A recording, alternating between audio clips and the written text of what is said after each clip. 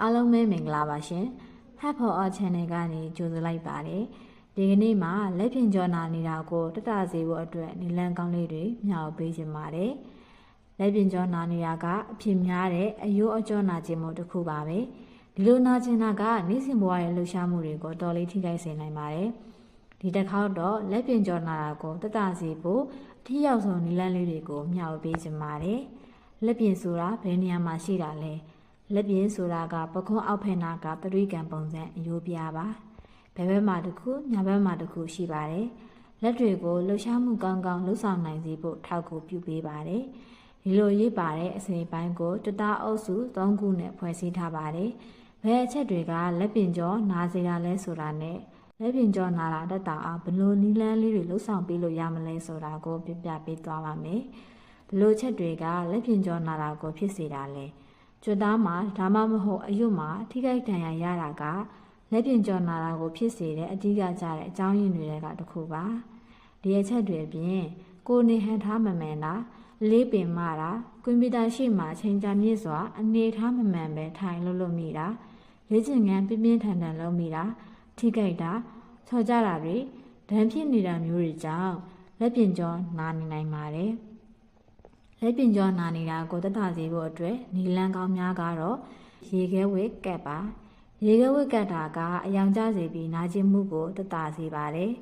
ရေခဲကက်တာကိုစနာခြင်းမှာလုပ်ပေးတာကထိရောက်မှုကောင်းပါတယ်တခါကက်ရင်15မိနစ်ကနေမိနစ်20လောက်တစ်နေ့ကို9ချိန်လောက်ထိကက်လို့ရပါတယ်ရေခဲကိုအသားကိုဓာတ်ရိုက်ကက်တာမျိုးမလုပ်ဘဲရေခဲတုံးလေးတွေကိုအဝိဆတတန်လေးတွေကိုထည့်ပြီးကက်ပေးပါရင်နွေးအိတ်ကက်ပါနှစ်ရက်ကြာတာတော့အနာမတက်တာတွေဘူးဆိုရင်ရင်နွေးဝစ်ပြောင်းကပ်ပါငါကျင်နေတဲ့လက်ပြင်နေရာကိုရင်နွေးဝစ်ကပ်ပေးတာကတွေးဆင်းဆင်းမှုကောင်းစေပြီးနာကျင်တဲ့နေရာတစ်ဝိုက်ကိုနာကျင်မှုကိုမြန်မြန်သက်သာစေဖို့လိုအပ်တဲ့အောက်ဆီဂျင်နဲ့အာဟာရဓာတ်တွေရရှိစေမှာပါရင်နွေးဝစ်ကပ်ပေးလို့ရတယ်လို့ရေနွေးနွေးလေးချိုးပေးတာကလည်းနီလန်းကောင်းတစ်ရက်ပါရင်နွေးဝစ်ကပ်တဲ့အခါမှာလည်း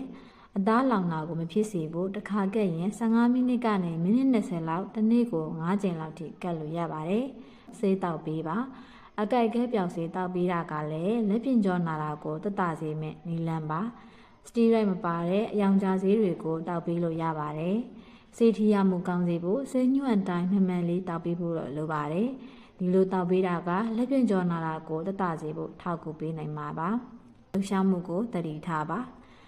လက်ပြင်ကျော်နာတာကလှုပ်ရှားမှုလုပ်ရင်ပိုဆိုးသွားနိုင်ပါတယ်။ဒါကြောင့်လက်ပြင်ကျော်နာနေချိန်မှာအားဆိုင်ရတဲ့အလုပ်တွေအလေးပင်မာရတာတွေကိုတက်နံတမျှမလုပ်ပါနဲ့။လှုပ်ရှားမှုတွေကိုတက်နံတမျှလျှော့ထားပါ။အိပ်စက်မှုပုံစံကိုဂရုစိုက်ပါ။အိပ်စက်တဲ့အခါမှာလည်းလက်ပြင်ကျော်ကိုဝင်ပြီးစေမဲ့ပုံစံမျိုးနဲ့မအိပ်စက်ဖဲတက်တောင့်တတာဖြစ်စေမဲ့အနေအထားမျိုးနဲ့အိပ်စက်ပေးဖို့လိုပါတယ်။ဒီလိုလုပ်ပေးတာကလည်းလက်ပြင်ကျော်နာတာကိုတက်တာစေမှာပါ။နှိမ့်နေပေးပါ။လက်ပြင်ကျွတ်သားတွေကိုခပ်ဖွားဖွားလေးနှိမ့်နေပေးတာကတင်းအားတွေကိုပြေရောစေပြီးတွေးဆင်းဆင်းမှုကောင်းစေတာကြောင့်အရာကျစီမှာဖြစ်တယ်လို့နာကျင်တာကိုလက်တတစေနိုင်မှာပါလေ့ကျင့်ခန်းလုပ်ပါလက်ပြင်ကျော်နာတာကိုတတစေဖို့လှုပ်ဆောင်ပေးလို့ရတယ်နောက်ထပ်နည်းလမ်းတစ်ခုကတော့လေ့ကျင့်ခန်းလုပ်တာပါပခုံးကိုဝိုင်းရတဲ့လေ့ကျင့်ခန်းလက်တစ်ဖက်ကိုအပေါ်ကိုဆန့်ထုတ်ပြီးနရွက်နဲ့ကက်လို့ခန္ဓာကိုယ်ကိုကိုင်းပေးတာမျိုးတွေလုပ်ပေးတာကအကျော်လျှော်ပေးတာတွေလုပ်ပေးလို့ရပါတယ်လေ့ကျင့်ခန်းတစ်ခုကို3ချိန်ကနေ5ချိန်လောက်လုပ်ပေးပါဒီမှာဒီကနေ့မျှောက်ပေးခဲ့တာကတော့လက်ပြင်ကျော်နာနေတာကိုတတစေမဲ့နီလန်းကောင်းလေးတွေပဲဖြစ်ပါတယ်ဒီဗီဒီယိုလေးကနေပြီးတော့နားဆင်သူတို့အတွက်